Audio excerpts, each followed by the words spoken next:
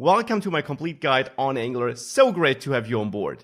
In this course, you're going to learn what Angular is and how you can use it to build awesome front-end web applications with it. Very reactive web applications with great user experiences.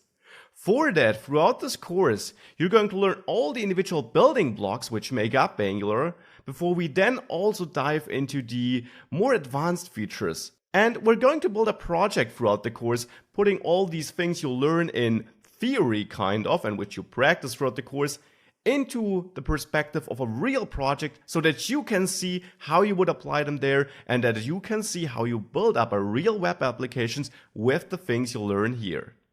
So with that, I'd say let's dive into it, and let's dive into the most important question first. What is Angular?